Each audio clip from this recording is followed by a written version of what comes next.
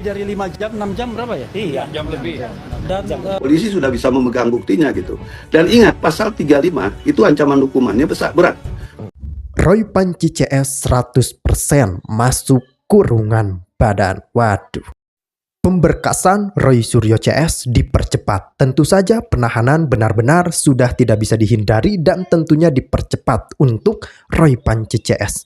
Sebelumnya kita memberikan semangat dan apresiasi setinggi-tingginya kepada pihak kepolisian Republik Indonesia yang tentu saja menangani kasus yang rumit dan sensitif ini bukan perkara yang mudah. Apalagi ada gasak-gesek kiri kanan, gesekan ini, gesekan itu dan lain semacamnya. Dan termasuk demo-demo dari kelompok Panci CS yang tentu saja kita mempercayakan ini semua kepada pihak kepolisian dan pada saat ini pihak yang berwenang sudah melaksanakan gelar perkara khusus, hasilnya sudah diberitahu kepada kita semua dan ijazah sudah ditunjukkan.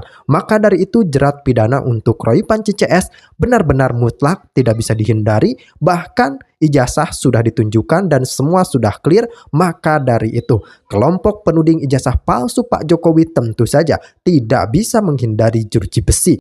Dan Pak Jokowi memang tidak ingin damai dengan mereka dan ini semakin menandakan bahwasanya Pak Jokowi sangat serius memenjarakan pasukan Panci tersebut dan tentunya ini adalah efek jera yang harus diberikan kepada pihak pembuat gaduh dan pihak penuding ijazah palsu yang tentu saja jerat hukum dari tuntutan balik dari Pak Jokowi ini harus kita kawal bersama-sama sampai mereka mendapatkan konsekuensi hukum atas perbuatan fitnah yang mereka layang.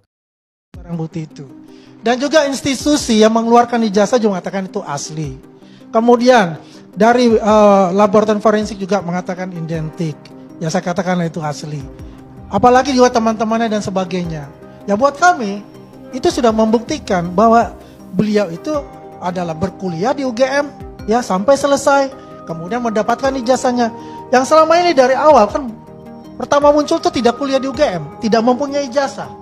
Itu kan awalnya. Jadi selama ini mereka ini adalah konsisten. Konsisten dalam inkonsistensi. Ya. Artinya dari yang namanya tidak punya ijazah, kemudian lompat kepada foto. Tadi dikatakan itu sekarang dibilang foto Dumatno. Ini kan bermasalah untuk itu. Apalagi dikatakan sekarang oleh salah satu tersangka bahwasanya ya dia tahu siapa yang mencetak ijazah ini. Ini kan aneh buat saya. Pertama, dia mengatakan dengan keyakinan penuh bahwasanya foto itu adalah fotonya Dumatno. Ketika saya bertemu dengan Dumatno yang merupakan juga teman saya wawancara dia, apakah ada kata Dumatno lagi? Tidak ada kata Dumatno lagi. Berarti abang 100% asli bang ya, bukan 99,9%. 100%. Tinggal kita buktikan aja di pengadilan. Saya takutnya kalau hasilnya bertolak. Kali-kali sampaikan kalau saya jadi kuasa hukum Jokowi, saya bilang, Pak tunjukkan saja. Perkara Bapak nanti juga dibuktikan itu hal yang lain. Ini kan untuk menjungkir balikan penuduh Pak, biar mereka tahu kalian pembohong misalnya demikian. Tapi begitu komunikasi yang ditempuh adalah dengan mengkip ijazah itu, publik justru tambah berpunya keyakinan, oh jangan-jangan barang itu bermasalah. Nah per hari ini ya jujur li saja, apapun judulnya terkait dengan ijazah ini kan tidak mengubah apapun sebenarnya. Tidak akan mengubah apapun, tidak akan mengubah mantan presiden 2 kali, mantan gubernur, wali kota, termasuk kebijakan-kebijakan apapun yang dibuat. Seperti yang kawan-kawan itu adalah bagaimana pembuktian bahwa persoalan ijazah itu saat ini sedang ingin tunjukkan balik, tidak seperti yang dibayangkan pernah. Itulah yang saya sebut sebagai politik yang mungkin semua orang tidak akan bisa menangkap ini dengan indah. Yang menarik adalah yang ingin diyakinkan itu bukan hanya 11 media yang kemudian bisa ngintip, nggak boleh difoto begitu. Siapa? Tapi publik hari ini, karena persoalan ini kan sudah menjadi domain publik. Kenapa? Karena ijazah ini pernah digunakan untuk sampai pada jabatan Tapi Bang publik. Ahmad, itu juga tadi kata Mas Adi nggak berubah juga. Pak Jokowi tetap secara periode, tetap menjadi gubernur. Nah inilah yang dikaitkan motif politik keliru, karena motif hukum itu tidak terkait itu. Pemalsuan dokumen itu kejahatan. Apakah kita mau membiarkan kejahatan merajalela dengan menyatakan oh nggak ada konsekuensinya ini dengan jabatan sudah berlalu? Enggak. Berarti tujuan dari Anda apa dong Pak? Loh, kan tujuan dari Roy Suryo dan kawan ingin menegakkan hukum. Ini ada dugaan tidak pidana, dugaan kejahatan, sudah ada bukti-bukti. Berarti Ayo sampai sampai ke ke ranah pengadilan. pidana, keinginan dari pihak Anda sampai Loh, ini kan sejak awal sudah pidana semua. Ada 2 pidana yang berjalan di Barreskrim. Laporan TPUA terkait dugaan pemalsuan dokumen ijazah Jokowi. Di Polda, laporan terkait dugaan adanya pencemaran dan fitnah. Kalau kita belajar tentang teori komunikasi politik, salah benar itu nantilah ujung. Yang paling penting bikin kegaduhan dan kekisruhan dulu. Jadi publik itu diminta untuk bikin kesimpulan masing-masing. Jadi yang dipakai itu adalah ilmu filsafat, adalah meragukan segala-galanya, doubt everything. Jangankan soal buku, jangankan soal ijazah, bahkan agama sekalipun, kalau bisa itu dipertanyakan. Yang paling penting publik itu tidak satu persepsi terkait dengan satu keyakinan yang selama ini dianggap mutlak. Kan kira-kira begitu. Kasus ijazah palsu ini kan sebenarnya ini masuk ke fase ketiga. Jadi fase pertama itu penelusuran keabsahan ijazah itu melalui jurnalisme yang sifatnya mandiri oleh Bambang Trimulyono. Kemudian untuk meyakinkan publik bahwa sebuah dokumen asli itu justru dengan metode yang keliru, yakni memenjarakan orang sehingga orang hanya bisa dibungkam tapi tidak bisa mengubah keyakinan kalau dengan cara itu. Ujung dari karya tulis saudara Bambang Trimulyono itu justru diganjar 6 tahun penjara. Dan dalam prosesnya saya juga menjadi salah satu tim penasihat hukum di Pengadilan Negeri Surakarta. Justru sepanjang sidang selama 6 bulan itulah ya, itu tidak pernah dihadirkan ijazah asli. Secara prinsip mungkin ini adalah akumulasi dari berbagai politik belakangan ini yang terjadi ya. Mungkin masih ada pihak yang tidak happy dan tidak nyaman, dan mungkin juga sewot dengan kebijakan-kebijakan dan manuver politik Pak Jokowi ya sepanjang 10 tahun itu kan saya kira akumulasi. Jadi ketika ada momentum semacam ini, ketika Pak Jokowi tak lagi presiden, gitu ya? mereka ini kemudian mengkristal dan mengonsolidasi kira-kira apa celah yang kemudian bisa diolah sebagai upaya serangan balik lah kira-kira begitu. Tapi yang ketika menurut saya sepertinya memang ada upaya-upaya untuk merusak kredibilitas Jokowi sebagai mantan presiden. Artinya mungkin dengan apa yang ditampilkan per hari ini yang mempertanyakan soal ijazah itu ingin ditunjukkan bahwa ya ini adalah presiden yang sampai hari ini ada kekisruhan dengan ijazah. Penahanan itu kan didasarkan pada 2 syarat utama. Syarat objektifnya adalah ancaman pidananya harus di atas 5 tahun dan syarat subjektifnya adalah dikhawatirkan melarikan diri. Menurut kami dari pasal 21 ayat 1 dan 21 ayat 4 KUHP, kami melihat bahwa penyidik dari awal tidak mau melakukan penahanan karena belum yakin terhadap uraian atau analisa yuridis di dalam unsur-unsur delik yang ada dalam pasal 32 dan pasal 35, sehingga penyidik tidak mau mengambil risiko. Apalagi kemarin setelah Mas Roy, Bang Rismon mempresentasikan analisa ilmiah mereka, itu malah membuat penyidik tambah belum yakin lagi bahwa unsur pidana di pasal 32 dan 35 yang ancaman pidananya lebih berat itu belum terpenuhi. Baik. Pak Jokowi merasa bahwa dia dicemarkan, dihasut, dikatakan ijazahnya palsu padahal asli. Katakanlah seperti itu. Lalu Pak Jokowi harus membuktikan apa? Ya artinya ya beban pembuktian itu ada pada. Bentar. Jadi kasus ijazah palsu ini yang harus membuktikan Pak Jokowi. Oh iya dong, kan siapa yang membuktikan dia harus gini? Kan siapa yang membuktikan dia harus gini? Kalau Anda mengatakan itu palsu, maka buktikan kepalsuan itu. Ya udah, Anda datang ke penyidik, tunjukkan ini palsu, Pak. Tapi pertanyaannya pembandingnya itu mana? Iya. Nah, yang kau katakan palsu itu mana ijazahnya itu? Emang kau temukan? Iya. Ya? Atau dia pergi ke Gajah Mada. Lah ini rektor udah ngomong, dekan udah ngomong. Terus kalau rektor sudah mengatakan terbukti bahwa ini adalah benar alumni mereka, terus kita mau percaya sama siapa lagi? Kalau nggak percaya sama rektor, mau percaya sama siapa? Ya, saya pun dilaporkan ijazah palsu begitu juga. Ya ditunjuk rektor yayasan semua clear. Nah, lalu kemudian mereka bandingkan bagaimana dengan Asrul Sani, Pak Asrul. Oh, dia kan dilaporkan ijazah palsu. Ya, yang melaporkan Pak Asrul Sani enggak cuap-cuap kayak media, kayak mereka. Mereka kan buat kajian ilmiah lah, terbitkan buku lah. Jadi yang mana dulu ini? Belum selesai urusan dengan Pak Jokowi, buat lagi buku tentang Gibran. Nah, jadi orang berpikir ini orang maunya apa? Maunya apa? Lah inilah menurut saya, karena ini sudah dalam due process of law, dalam rangka proses hukum yang sedang berjalan, maka sebaiknya ini memang kita dorong ke pengadilan. Jadi orang melihat ini, ya yang dipersoalkan ijazah, kenapa kok sampai ke kuburan? Terus belum selesai urusan Pak Jokowi, pergi ke Australia, nyari ijazah Mas Gibran. Ini maunya apa? Satu-satu aja. Saya sih takutnya sebagai... Kalau satu mereka tuntaskan, mereka masuk ke yang satu lagi, orang akan dukung. Betul. Tapi kalau satu belum selesai, ambil lagi satu lagi, orang berpikir, jangan-jangan ini kau gagal, kau pergi ke sini. Jadi kayak tebar jaring, Ya. dapat ikan yang mana gitu ya, Bang ya? Ini kan bukan menjari, Iya. bukan menangguh ini kalau ibaratnya nih kan.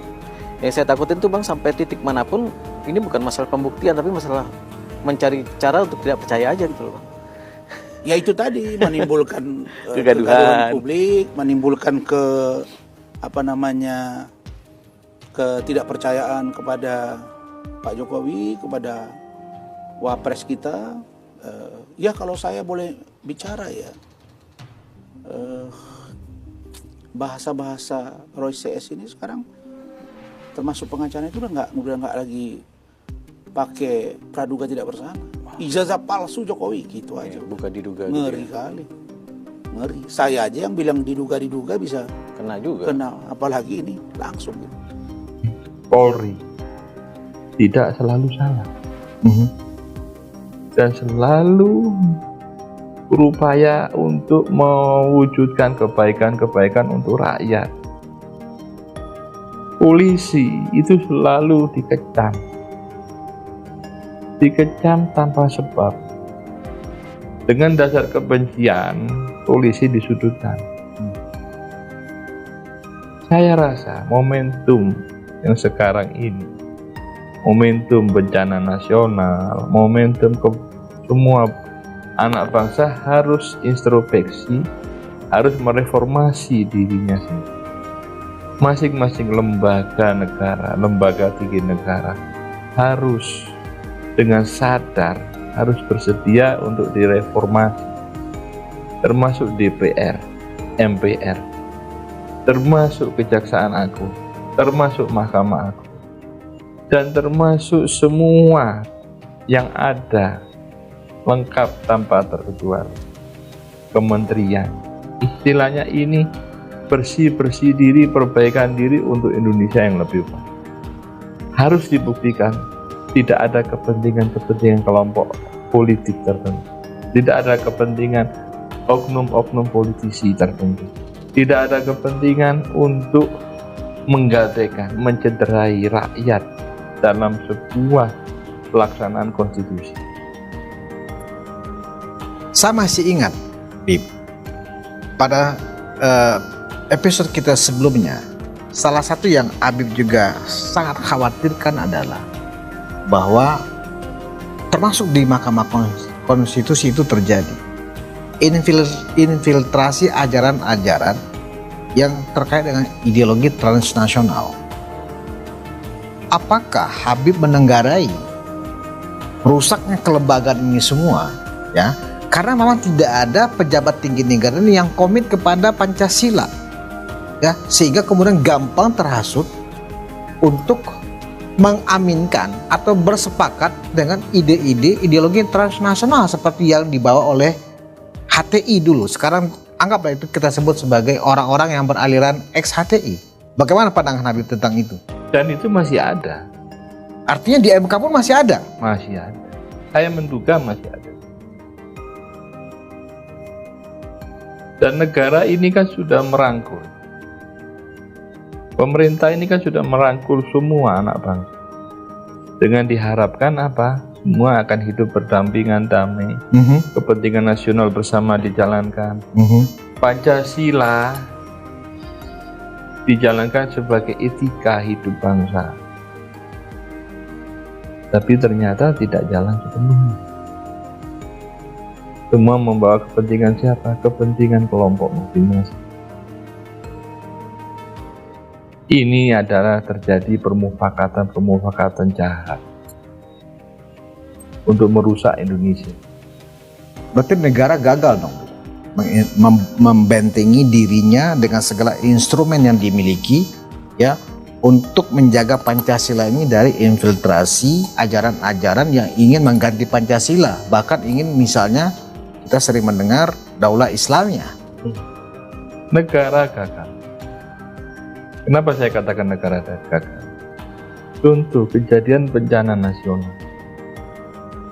Pemerintah sudah berupaya sebaik mungkin mengabdi sama rakyat, memperbaiki keadaan. Tapi ternyata apa? Proksi-proksi ex-HTI ini selalu dijalankan dengan mengecam pemerintah. Perbedaan penentuan bencana nasional atau tidak, itu pemerintah dikejar. Hargai dong presiden, wakil presiden yang ingin memperbaiki keadaan, yang ingin membesarkan hati anak bangsa korban bencana ini. Sama sekali tidak ada penghargaan. Ini saya menduga ini proksi ex-HTI. Wah, ini agak lebih dari ngeri-ngeri sedap nih, Mas Nasir. Ini menduga saya. Oke, kita sudah hampir 1 jam. Pembicaraan ini sebenarnya sifatnya lebih reflektif mestinya. Terlalu banyak agenda yang sifatnya reflektif yang mungkin nggak cukup 1 jam kita berdiskusi di sini. Tapi kita kan tentu berharap awal tahun 2026, ya, kalau situasi seperti ini terus berlanjut, yang saya bayangkan adalah Indonesia ya akan mundur ke belakang, ya. Secara ekonomi kita sedang tidak baik-baik saja, walaupun indeks harga saham gabungan terus menaik, iya kan, gitu loh. Tetapi melihat kemajuan ekonomi, ya, melihat perbaikan tingkat kesejahteraan masyarakat kan tidak bisa dilihat dari indeks harga saham gabungan saja, seperti yang banyak diteriakan oleh ekonom-ekonom yang berkiblat memang ke situ, ya kan. Nah, bencana nasional tiba-tiba datang, walaupun pemerintah tidak menyatakan itu sebagai bencana nasional.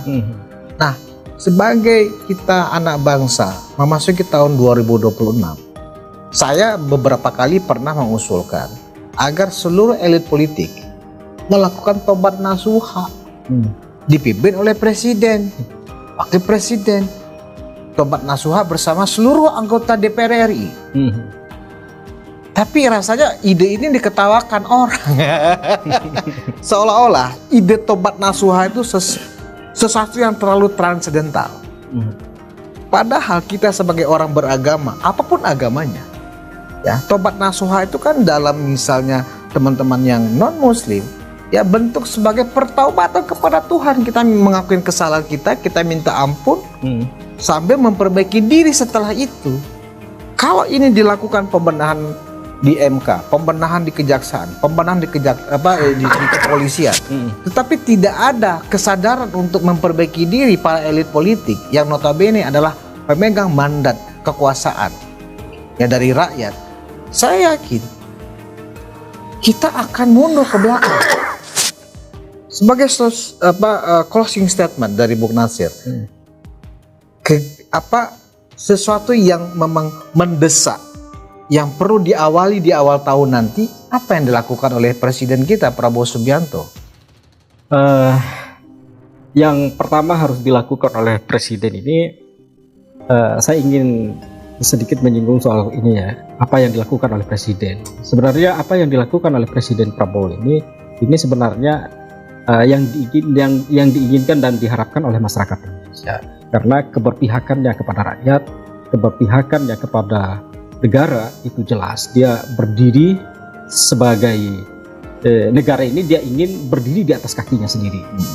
Makanya banyak pihak misalnya yang merasa tidak senang, merasa keberatan dengan upaya Presiden Prabowo untuk menjadikan negara ini negara daulat. Yang pertama harus dilakukan ke depan ini sebenarnya, pertama itu terkait dengan pembenahan, misalnya pembenahan hukum itu harus dilakukan, penguatan segala macam supaya tidak terjadi misalnya krisis-krisis kepercayaan publik misalnya dalam putusan Mahkamah Konstitusi. Itu kan harus kan mengganggu stabilitas politik, koordinasi antar lembaga itu kan mengganggu putusan hakim Mahkamah Konstitusi ini. Itu harus dibenahi. Kemudian yang kedua, ke depan ini Presiden Prabowo benar-benar harus menjalankan asta-citanya itu dengan serius.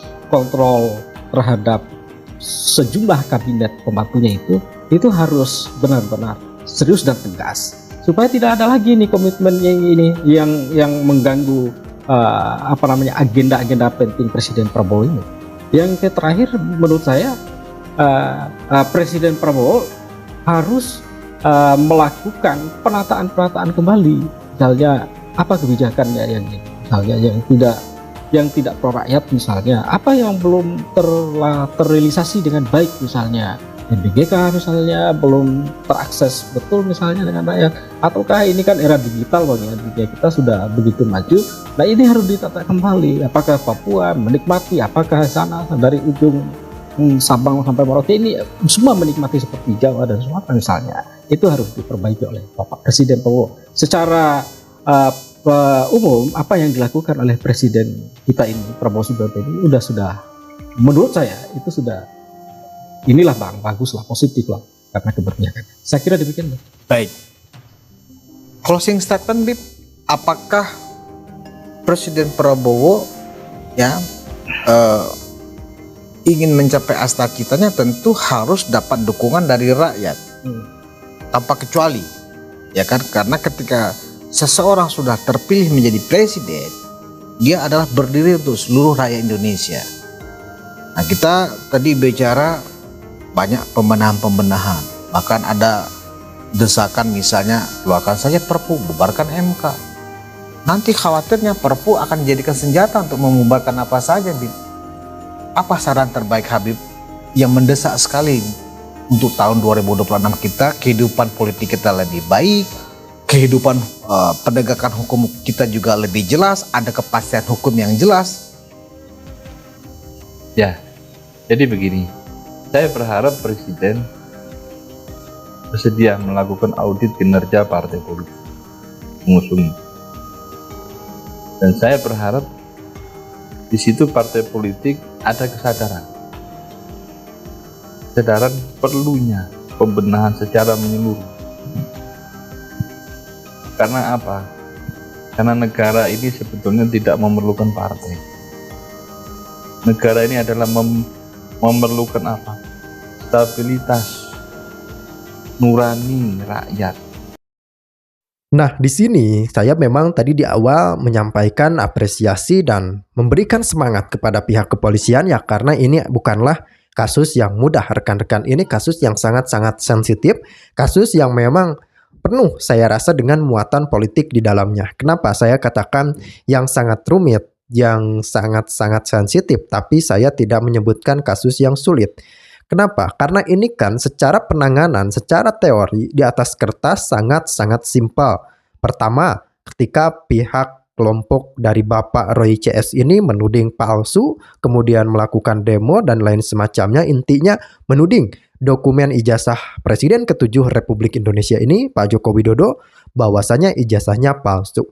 Kemudian dari pihak Pak Jokowi memberikan pembelaan dalam arti memang menegaskan keaslian ijazah tersebut melalui keterangan resmi dari UGM soal keabsahan ijazah Pak Jokowi tersebut. Nah, ketika UGM mengkonfirmasi asli, harusnya segala fitnah soal kepalsuan tersebut harus benar-benar terbantahkan, harus benar-benar terpatahkan. Kenapa? Karena untuk mengejar keabsahan dokumen ijazah ini bukan mengejar pada pengakuan ataupun penelitian sejumlah pihak, apalagi ini mereka ini tidak memiliki legal standing apapun, tapi harus dikonfirmasi oleh UGM langsung ataupun pihak kampus yang mengeluarkan ijazah dan atau dokumen tersebut.